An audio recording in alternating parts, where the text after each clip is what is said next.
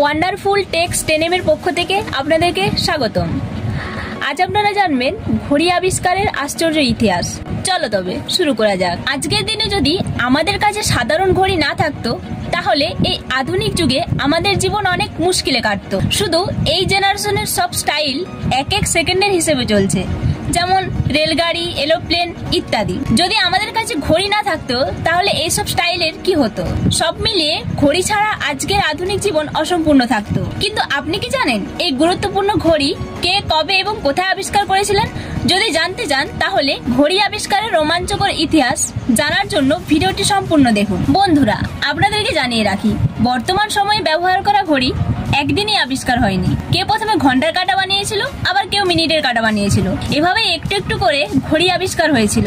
বর্তমান সময়ে আমরা ঘড়ির কাঁটার সাথে তাল মিলিয়ে নিজেদের জীবন চালাচ্ছি, যেমন অফিস যাওয়া, স্কুল যাওয়া, খাওয়া দাওয়া করা ইত্যাদি। এখন প্রশ্ন হলো, যে সময়ে ঘড়ি ছিল না তখন মানুষের জীবন কেমন ছিল? এখন আমরা ঘড়ির সাহায্যে সারাদিনের এক এক সেকেন্ডের হিসাব রাখতে পারি। তাই আমাদের কাছে সবথেকে বড় প্রশ্ন হলো, ঘড়ি আবিষ্কারের কাছে সময়ের হিসাব কিভাবে রাখা হতো?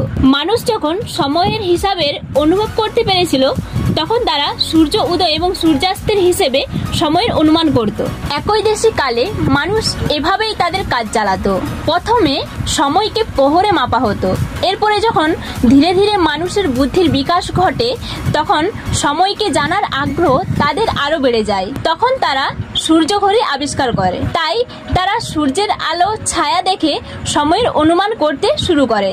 যখন সূর্যের ছায়া এসে এই ঘড়ির ওপর পড়তো তখন এই ঘড়ির কাঁটার ছায়া সেই সময়ের ওপর এসে পড়তো। এই ঘড়ির চারিদিকে ঘন্টা আর মিনিটের কাঁটা এঁকে দেওয়া হতো আর মাঝখানে একটা লম্বা লাঠি লাগিয়ে দেওয়া হতো। পৃথিবী যখন সূর্যের চারিদিকে ঘুরতো তখন ঠিক সময় সময় সূর্যের আলো ওই লাঠির ওপরে এসে পড়ায় তার ছায়া ঠিক ওই কাঁটার উপরে গিয়ে পড়তো। তাতে বোঝা যেত এখন কটা বাজে। কিন্তু এই ঘড়ির একটি সমস্যাও হচ্ছিল। যখন আকাশে মেঘ হতো তখন সূর্য না ওঠার কারণে মানুষ সময় জানতে পারতো না। কিন্তু সূর্য ঘড়ি মানুষের আবিষ্কার করা প্রথম ঘড়ি ছিল।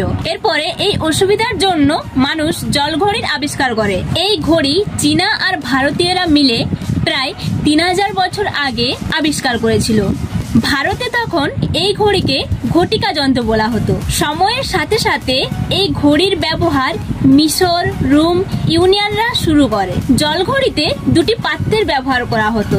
একটি পাত্রের নিচে একটি ছোট ফুটো করে দেওয়া হতো। সেই পাত্রে জল একটু একটু করে ফোঁটার আকারে অন্য পাত্রের ওপর পড়তো আর ওই পাত্রে জলের পরিমাণ অনুমান করে সময় হিসাব করা হতো। পরে বেশ কিছু দেশে এই জলের জায়গায় ঘড়ির মধ্যে বলের ব্যবহার শুরু হয়। হাইড্রোলিক্স ঘড়ির আবিষ্কার। ইউনিয়নে বসবাসকারী আর্কিমিডিস বয়াস ফোর্সের আবিষ্কার করেছিলেন। ইনি হাইড্রোলিক ঘড়ি আবিষ্কার করেন।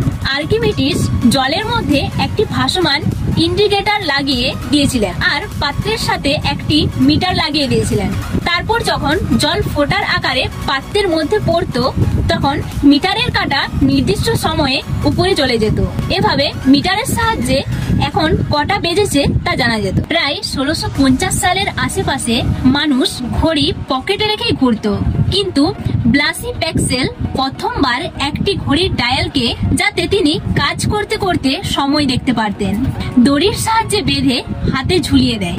এভাবেই সময়ের সাথে সাথে বিভিন্ন রকম ঘড়ি আবিষ্কার শুরু হয়। তাই বিক্রেতারা ঘড়ির আলাদা আলাদা সুন্দর ডিজাইনও বানাতে শুরু করে। পুরোনো দিনের ঘড়ি অনেক দামি হতো, তাই সবাই ঘড়ি কিনতে পারতো না। এই কারণেই 1800 শতাব্দীর দিকে রাজারা বড় বড় ঘড়ি বানিয়ে তাদের দুর্গের সামনে লাগিয়ে রাখতো, যাতে গ্রামবাসীরা সবাই দেখতে পায়। এছাড়া তারা অনেক বড় বড় ক্লক টাওয়ারও বানাতো, যাতে সবাই দূর থেকেও সময় দেখতে পায়। উদাহরণ হিসেবে এখানে লখনৌ ও দেরাদুনে ক্লক টাওয়ার দেখা যায়। সময় দেখার জন্য ভারতে আগে থেকেই অনেক প্রচেষ্টা শুরু হয়ে যায়। তাই 5টি জায়গায় যন্ত্রমন্ত্রের নির্মাণ করা হয়েছিল। সূর্যের আলো যখন এই যন্ত্রমন্ত্রের ওপর এসে পড়তো তার ছায়া দেখে মানুষ সময়ের অনুমান করত। বন্ধুরা, এই ছিল ঘড়ি আবিষ্কারের অজানা ইতিহাস। কেমন লাগলো আমাদের এই ভিডিওটি কমেন্ট বক্সে অবশ্যই জানান। ভিডিওটি ভালো লাগলে অবশ্যই লাইক করো আর বন্ধুদের সঙ্গে শেয়ার করে দেন। দেখা হবে পরের ভিডিওতে। ততদিন ভালো থাকবেন আর সুস্থ থাকবেন। ধন্যবাদ।